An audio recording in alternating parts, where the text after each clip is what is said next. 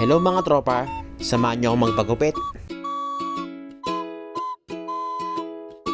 I'm sorry, nasasaktan ako. Namasahin na nga ako dyan kasi tapos na ako magpagupit. At uuwi na ako ng bahay kasi may date ako mamaya. Ano kaya ang ireregalo ko sa asawa ko? Beauty products ba? O kaya siya na lang yung bibili, no? Kasi siya yung magaling sa mga ganyan.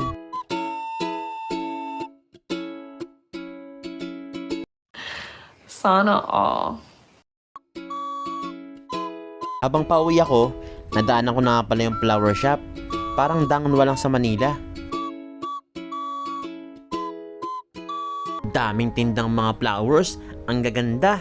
Siguro pag bumili ako nito, matutuwa sa akin yung asawa ko. Hayop ka talaga! Ang ganda mong lalaki! Pauwi muna ako. At ito na nga, at maliligo na. Kasi anong oras na dahil pauwi na rin yung asawa ko maya maya. Kakatapos ko lang maligo. At ito, nagbihis na ako. Ito na, at tumira pa ng 3, baldog! Nagpaikot-ikot pa ang mangyan. Akala mo naman ang gwapo. Ito na, saranghe!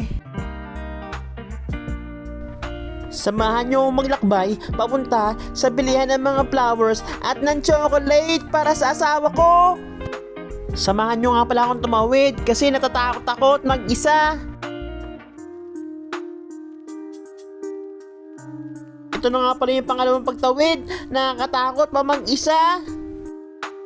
Ito na yung pangatlong pagtawid. Talagang nakakatakot.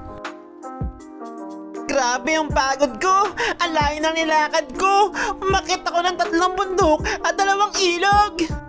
Kapag nalulungkot ka, pumunta ka lang sa may souk kasi marami ring mga kabayan.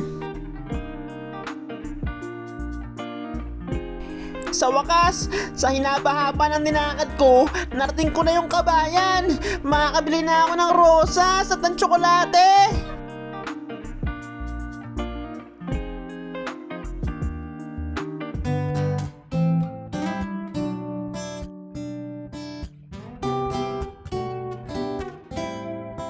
Pauwi na nga ako ng bahay at nasa elevator na.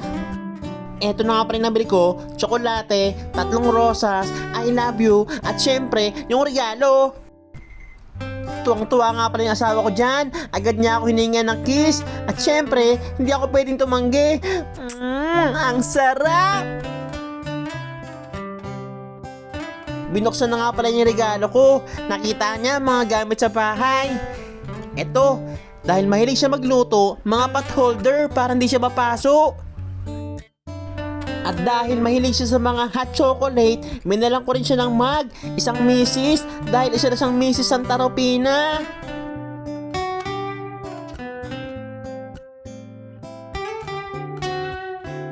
At ito pang isa, dahil mahilig siya magluto ng mga may sabaw, kasi mahilig ako sa mga tinola, sinigang at adobo, minalang ko rin siya ng bowl.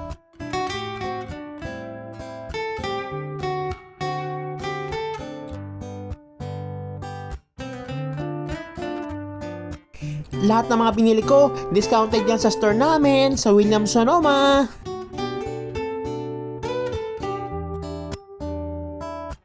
Ito nga pala yung surprise ko sa kanya last year kasi wala pa akong bamiling regalo, binilang ko lang siya ng maraming rosas. Sana all. Salamat sa inyong panonood. Happy Valentine's!